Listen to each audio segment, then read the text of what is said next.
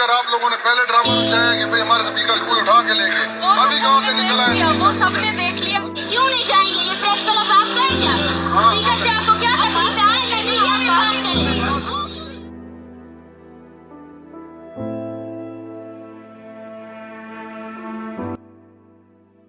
अस्सलाम वालेकुम नाजरीन, मेरी आवाज के साथ मैं हूं तारिक मसूद बलोच। सलाम कबूल कीजिए नाजरीन।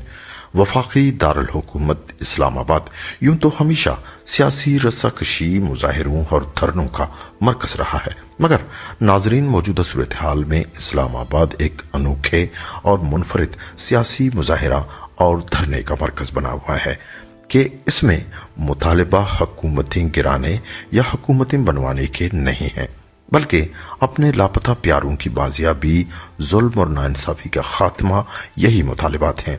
और गालिबन ये मुल्की दारुल हुकूमत का वाहिद सियासी व जमहूरी अमल है जिसमें अरबाब इख्तियार इस कदर सीखबा हो चुके हैं कि वो तमाम तर हरबे और टोटके इस्तेमाल कर रहे हैं कि इसमें कोई अकली दलील है और ना कानूनी जवाज।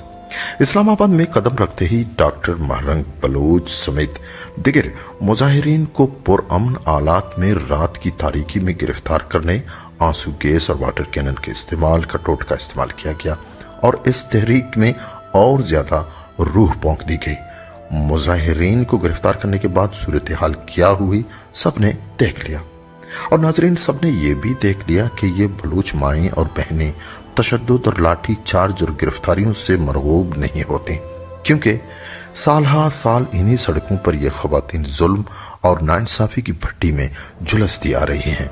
इसलिए हुकूमती ये टोटका भी नाकाम रहा, बल्कि न सिर्फ नाकाम रहा बल्कि इससे ये हुआ कि मुजाहिरीन के हक में पूरे मुल्क में आवाजें बुलंद होते गए और इस तरह से जो रियासती इंतजामिया है उसकी पूरे मुल्क में जग हंसाई हुई। नाजरीन इसके बाद भी जो रियासती पुलिस है, जो नेशनल पुलिस है, वो चुप ना रही। उसने एक और टोटका ये इस्तेमाल किया कि रात के अंधेरे में धरने में पुरअमन खवातीन को हरासा करने के लिए स्पेशल लोग भेजे, स्पेशल गाड़ी में।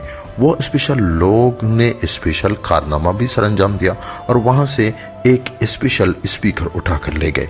फिर इन सहाफियों को भी मुतहरिक किया गया कि वो महरंग बलूच की जुबानी बलूच जंगजू तंजीमों की मजम्मत कराएं, जो कि डॉक्टर महरंग बलूच और मुजाहिरीन के सब्जेक्ट ही नहीं है। तो नाजरीन ये हरबा भी नाकाम हुआ। तो आज धरने में स्पीकर के इस्तेमाल पर पाबंदी आयद की गई कि वो जी प्रेस कॉन्फ्रेंस या सेमिनार स्पीकर पर ना करे। ये सब कॉन्फ्रेंस नाजरीन कॉन्फ्रेंस ये सब लोग करते हैं, उनकी अपनी मर्जी है। कॉन्फ्रेंस मतलब इजहार राय, जिसकी आज़ादी इस मुल्क का आईन हर पाकिस्तानी को देता है और इस इजहार राय का इस्तेमाल बड़ी बड़ी जमायतें इससे दोगुना बड़े स्पीकर पर कर चुकी हैं। वहां कहीं पर भी मुल्की सालमियत का मसला पेश नहीं आया। तो डॉक्टर महरंग बलूच ने तौबा नाउजुबिल्लाह कौन सी कुरानी आयत बदल दी कि हर तरफ शोर उठा। बहरहाल डॉक्टर महरंग बलूच और दिगर मुजाहिरीन ने सेमिनार भी किया और प्रेस कॉन्फ्रेंस भी की, वो भी स्पीकर की गूंज पर। मगर इससे पहले ये शोर होगा, ये हंगामा क्यों बर्पा किया गया जो डॉक्टर महरंग बलूच के लबुल लहजे में मजीद तलखी भरने का मौजिब बना।